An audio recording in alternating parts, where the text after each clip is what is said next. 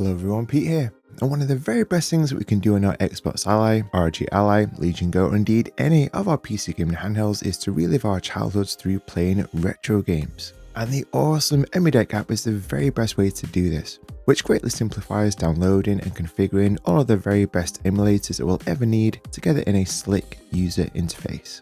So here are the 9 super easy steps that we need to get Emudeck set up on our Windows PC handheld, and I'll help to navigate you through the tricky areas of this, such as a very detailed step-by-step guide to BIOS, as I know so many of us gamers really struggle and get freaked out by this, and also Steam Rom Manager 2, which also causes a lot of confusion for many, and also a cheat method for those of us who struggle to locate BIOS and ROMs.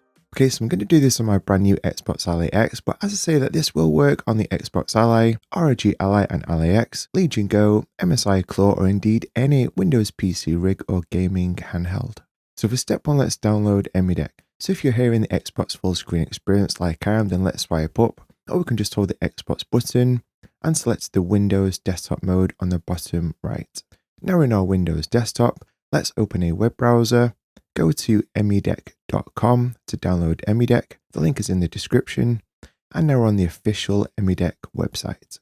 Scroll down a little and press the purple download button. Scroll down a little more to the download Emudeck section. And obviously here, let's choose the Windows version to download. Here we can select 2 versions. On the right is an early access version with features like Cloud Sync.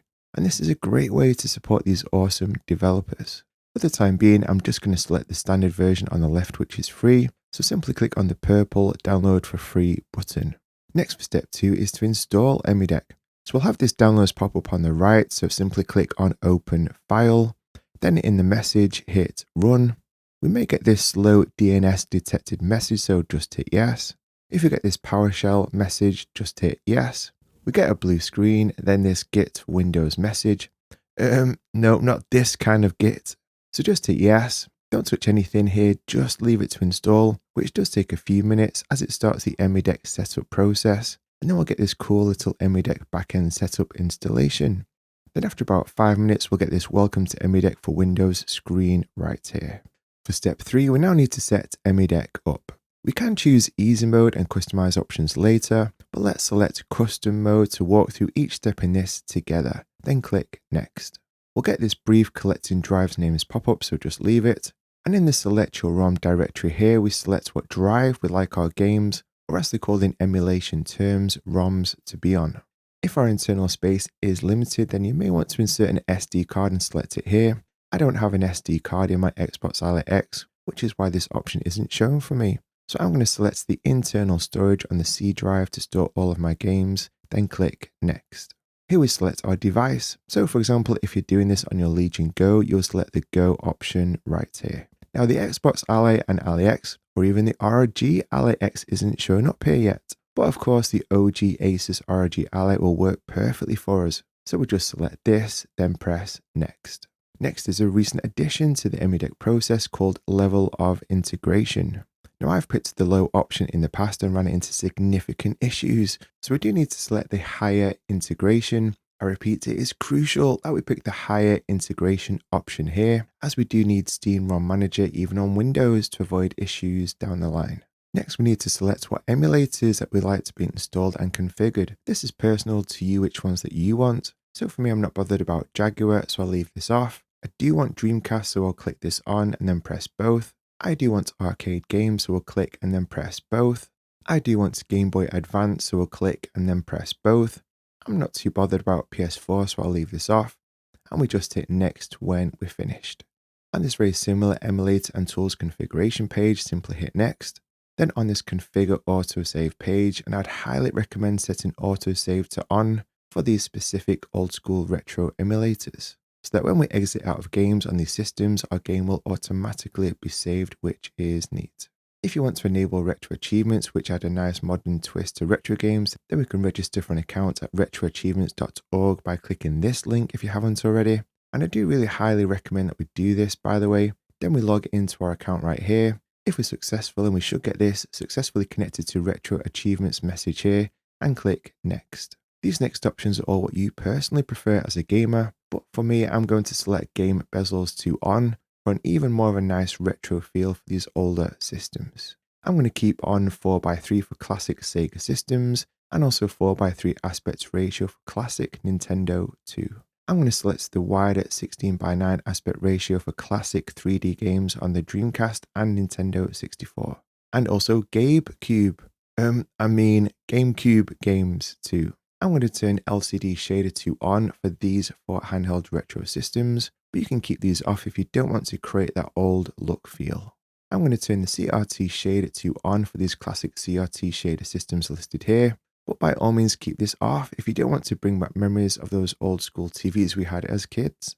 And I'll select 2 on for classic 3D games on these systems right here.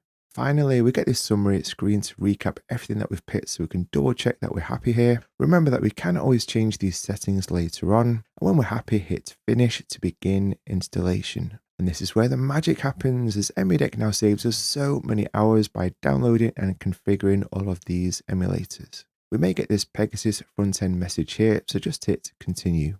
Okay, so we're very near the end of the installation process, and we get this message about ROG Ally configuration, telling us that we need to add our games into Steam Rom Manager that we'll come on to in just a moment. Otherwise, our controls will not work. This is fine, so just hit next. Next, we get this manual copy screen. Let's click Open Emulation folder. We'll copy our ROMs into here in just a moment, but just for now, hit close and then hit next.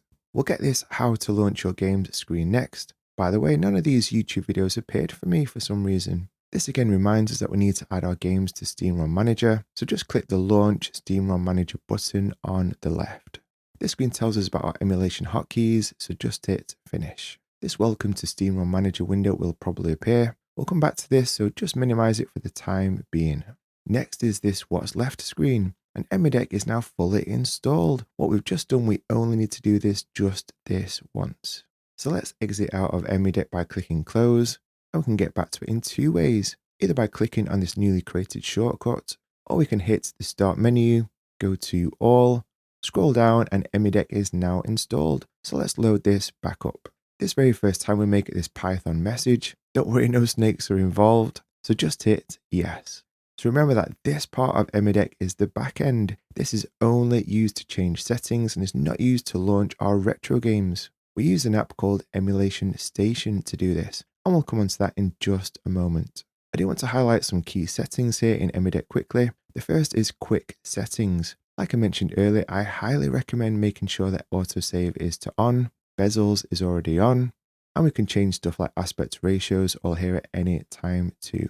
Next is a crucial option called Manage Emulators. Keep an eye on this regularly, as if any emulators have an orange notification on it, then it means an update is ready and is definitely worth doing to keep them up to date.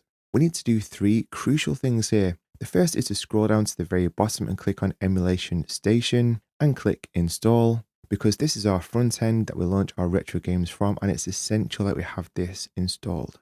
We'll get this installed message, so just hit close and then hit Reset Configuration to make sure that no issues occur within Emulation Station, then hit close. The second is, if we ever have any issues with emulators, I'm going to use the Wii U emulator called Cemu as an example, then click on it and then click on this Reset Configuration button. This will solve like 99% of any emulator issues that we may have. And the third crucial thing is to scroll all the way to the bottom again, select Steam Rom Manager, and yep, you guessed it, let's hit this Reset Configuration button again to make sure that we don't run into any issues. Talking about Steam Rom Manager, its dedicated option is here, and we still need to use this even as Windows users for our Ally's onboard controls to work correctly on our handheld, and we'll come back to this in a moment. The screen resolution options are here, and I'd recommend setting all of these to 1080p, like PS3, Switch, and Wii U too, as of course the Ally screen is 1080p, then hit save. Retro Achievements is here if we haven't yet logged in, which as I say, I highly recommend that we do. BIOS check is one of the most helpful tools that Emudeck offers. The more modern retro consoles need BIOS to work, and right now when I click everything is red, but don't worry, we'll soon make these green in a moment. Cloud saves are near the bottom to sync between devices if we are a Patreon member, or we can just back up our games to the cloud here if we want to as well. The Get Early Access button brings up the Join Their Patreon area if we like this, and the final option is that we can uninstall Emudeck if we ever need to. So now that Emudeck is fully set up, next step 4 is BIOS. So let's click on this super helpful BIOS checker button, and I'm sure yours will be like mine in that all of it will be that dreaded red as we haven't placed any BIOS yet. Let me pause for a moment and explain this, as a lot of new gamers get really freaked out at this point. But BIOS is not needed for the older retro consoles like SNES and Mega Drive, only for the new systems as shown on this list right here. Also note that we only have to set this BIOS up just this one time, so once we've located our BIOS, then we can back it up and keep them safe, just in case we ever need to use them again. And this is actually really simple. Let's not overthink this. Let's open up our web browser, and all it requires is a simple Google search of the system, like PS1, and then the word BIOS, and that's it. It really is so easy. So once we've downloaded the BIOS into our downloads folder, which in the case of PS1 is called scph1001.bin, let's select it, copy it by pressing the icon right here, select this PC, then click on our C drive, then this brand new and super important emulation folder that Emudeck automatically created called Emulation, and into the BIOS folder. For this PS1 file, we simply hit this paste icon to paste it into here. We can see our file we just downloaded is right here. On the bottom, let's enter Emudeck, click off the BIOS checker, then click back onto it, and voila, our PS1 BIOS is now in green. Yes.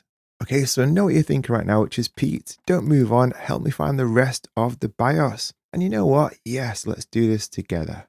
Okay, so let's do the PS2 BIOS. Let's Google PS2 and the word BIOS. I've downloaded the USA BIOS version, and Emudeck does not recognize BIOS in folders. So let's right click, select extract all, click next, then close out, select our zipped folder, then delete it as we don't need it, select our new unzipped folder, then open this folder. We have 4 folders here now, so open the first folder ending in 160, select all of these BIOS files, then press this copy button. Let's make things easier for ourselves and open a new Windows tab, enter the C drive, open our new emulation folder, then our very important BIOS folder, and simply paste our 3 files here. Now go back to our downloads tab, go back, open our 200 folder, select all BIOS files, then hit the copy button, head into our BIOS folder tab and simply hit paste, and our 200 numbered files are now here. Now go back to our downloads tab, go back, open our 220 folder, select all 5 BIOS files, then hit the copy button, head into our BIOS folder tab and simply hit paste, and our 220 numbered files are now pasted here. And finally, go back to our downloads tab, go back, open our final 230 folder, select all 6 BIOS files, then hit the copy button, head into our BIOS folder tab and hit paste one final time.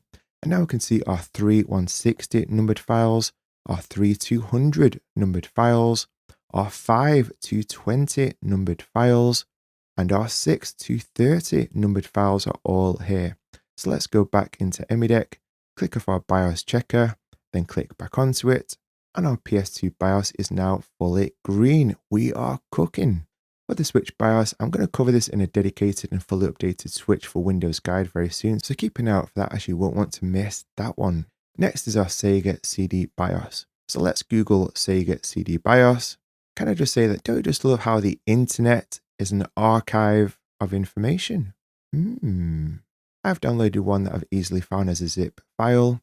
So let's right click, then click extract all, then click extract, then close our window. Our zipped original folder is already selected, so let's delete this to keep things tidy. Click on our new unzipped folder, and there are tons of BIOS files here. So let's select all of these files right here, then click the copy button, head into our BIOS tab folder, click the paste button, and all of these files will now be pasted, and our BIOS folder is now starting to look pretty messy. So now let's go into Emudeck, click off our BIOS checker, then back onto it, and yes, our Sega CD BIOS is now fully green. Our Sega Saturn BIOS is just like the Sega CD. So let's Google Sega Saturn BIOS. It's in a zip file, so right click, then extract all, then click extract, close this window, delete the original zipped folder, head into our new unzipped folder, go into the sub folder, select all 7 files, press the copy button, go into our BIOS folder tab, press the paste button. We can see our 7 files are now here.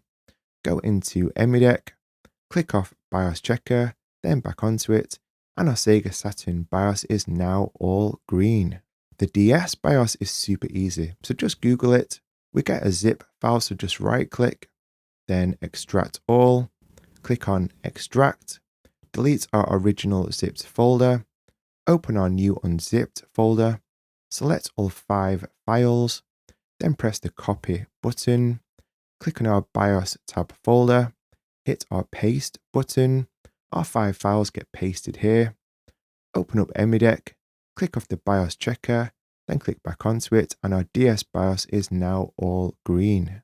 And finally, let's get our Dreamcast BIOS. So let's search for it again. Again, that archive that the internet was very helpful for this.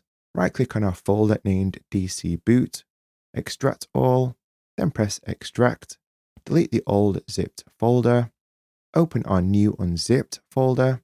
We should have 6 files here, so select them all, then copy them. Now do not paste them into our main BIOS folder. Instead, open up our main emulation folder, then head into our BIOS folder.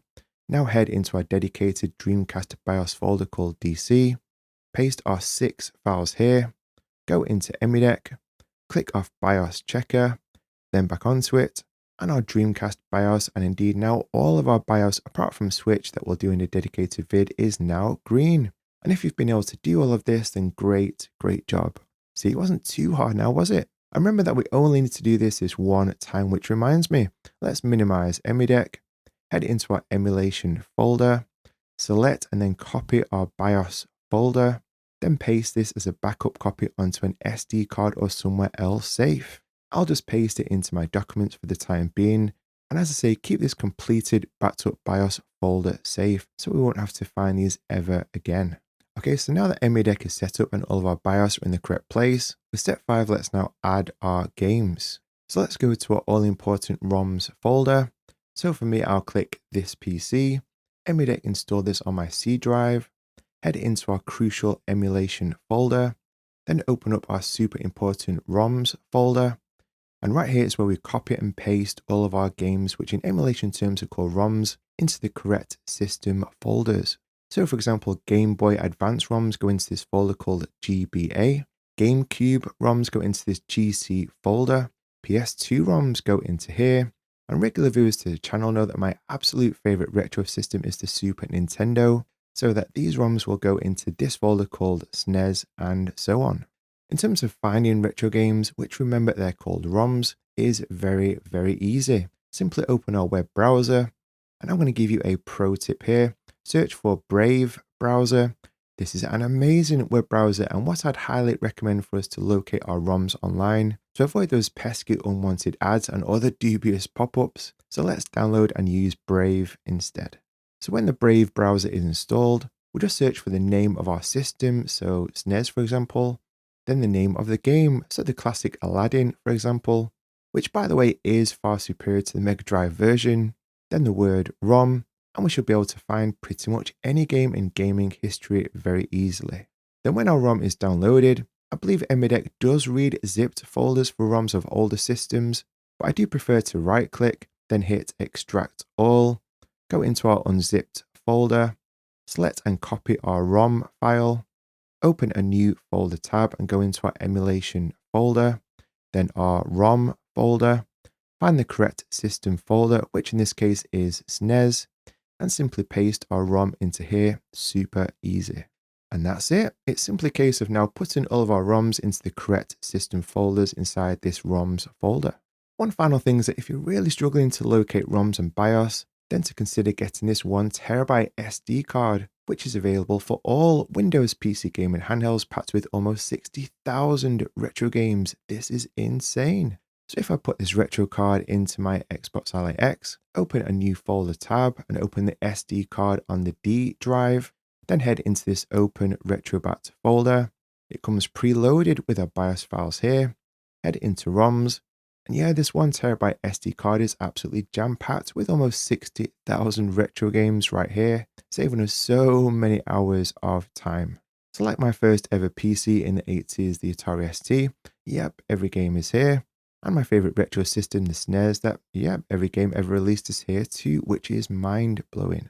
So for example, if I click on Alien 3, select it and copy the file, then just paste it into my SNES folder on my C drive.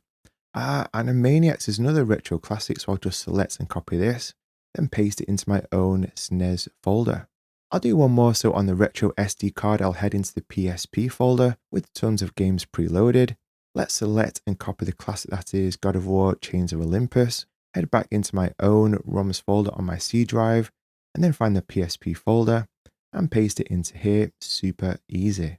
We can of course just play all of the 60,000 retro games straight off the SD card too. So if we head into the D drive, then open the Retrobat folder, double click on the Retrobat application file, we'll launch into this amazing retro game library, and then we can play any game from here, which is so awesome. I talked all about it in this vid here, and I'll leave a link to that video and also the purchase link below in the description. So now that our ROMs and BIOS are in the correct folders, for step 6, let's now look at Steam Rom Manager. Let's tidy up a little, so let's close our ROMs folder, close any Steam Rom Manager windows that may be open, make sure that Steam isn't running in our background tray, open Emudeck, and click on the Steam Rom Manager option here on the left. This very first time we get this Welcome to Steam Rom Manager screen, so just hit choose. Our Steam account should show here, so just select this. If it doesn't, then you may need to open Command Center, then open the official Steam app and log in. Then when our account shows here, just hit next. Next is this parsers page where we can select all the systems that we want. I'm happy with them all selected, so let's click on add games at the bottom, then click the blue parse button. All of the games that we've added to our retro systems in the parsers appear here. So we'll just click the save to Steam button on the bottom left, and we'll get this done adding entries message on the top right. Remember that any time that we add new ROMs into the correct system folders, we need to load up Emudeck, then head into Steam Rom Manager, then click Add Games, then click Parse, then click Save to Steam, then exit out. So now our games have been added to Steam Rom Manager. For step 7, let's configure the front end called Emulation Station. Let's launch it by hitting Start, go to All, open the Emudeck folder, then click on the Emulation Station app. This very first time we may get this migrated from a legacy message, so just click Quit, then open it back up. Remember that Emudeck is the backend where we change our settings and all of the behind the scenes stuff like BIOS checker, and this Emulation Station is the awesome front end where we can access all of our favorite systems and games in one convenient place. Let's change this default boring theme by pressing Start, then UI Settings, then Theme Downloader, click Proceed this first time, select any that you like here, but my absolute favorite is Art Flicks. So let's download that, press the B button to go back and then go to Theme, scroll across to Art Flicks to select this, and when we back out we now have this absolutely gorgeous theme that displays all of our systems in an incredible way. All of our ROMs are categorized by each system, and to scrape artwork for all of our ROMs, hit the menu button, click Scraper, click on Scrape these systems, go down to Select All and press Start. And if you have a lot of ROMs, and this may take a while, so grab a cool beverage, and as a famous philosopher once said, oh hell yeah! Once it's finished we get this completed message. For me it scrapes the artwork for all of my games successfully, but for you it may have missed some. So if we change our scrape from Screen Scraper to the Games DB, then change Scrape these systems to No Metadata, hit Start again, and it'll scrape any last ones, which is ace. And now check this out. When we head into each of our systems, each game now has its own gorgeous artwork and details on the game, which is glorious. Man, I love this so much. For step 8, let's make this amazing emulation station super easy to access in 2 ways. The first is in the Windows desktop. So while we're in it, let's swipe up to get our Windows menu, right click, and select Pin to Taskbar, as this really will be one of our most used apps. So when we quit, it's right here ready to go, and with one click we're into our glorious retro gaming. And the second way is to add to our Armory Crate game library for easy access. So let's enter into Armory Crate, press the select button, click on the add game or app to library, scroll down to our esde.exe file and select it, then click done. And now our amazing front-end emulation station is now in our Armory Crates library and we can launch it from here. And for step 9, we need to configure our controls. As here, particularly on the Xbox Ally, when we launch our games, so for example here in Aladdin on the SNES, the D-pad currently brings up save slots and the A button takes screenshots, even when we're in gamepad mode in Command Center. This step is essential and I was stressed for hours until I managed to figure this out. So here in the Windows desktop, let's head into our backend Emudeck, then into Manage Emulators, then click on the emulator causing us issues, which is called RetroArch for the SNES and many of these older retro systems, and we simply click on Reset Configuration. After a few seconds, it tells us that RetroArch now has the latest improvements and optimizations. So now when we open up Emulation Station, head into our game, and I'm going to choose Aladdin again, our controls will now work perfect. Again, this stressed me out no end, so I cannot underestimate how crucial that this step is in order to get our controls working correctly. Congratulations, you're now fully set up to play all of your favorite retro games using Emudeck. And I'd love to know if this guide helped you to do just that, so do let us know in the comments. And also I'd love to hear what the first 3 retro games that you're going to play first with Emudeck. Also let us know if there are any specific tips, settings or themes that you recommend for Emudeck 2. For example, it does appear to be a little glitchy here on the Xbox Ally for example, when pressing the select and R1 buttons together to create a save state. So share your tips below in the comments.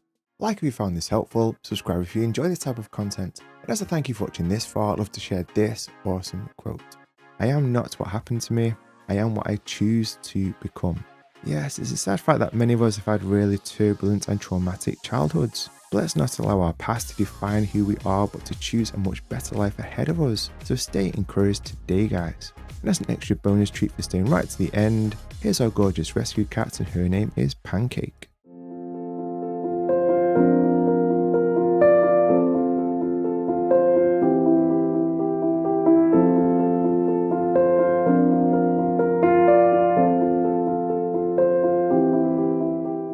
Have a look at why that retro SD card that we can buy for our PC gaming handhelds I mentioned before is so awesome in this vid. As always, thanks so much for watching and I'll see you in the next one.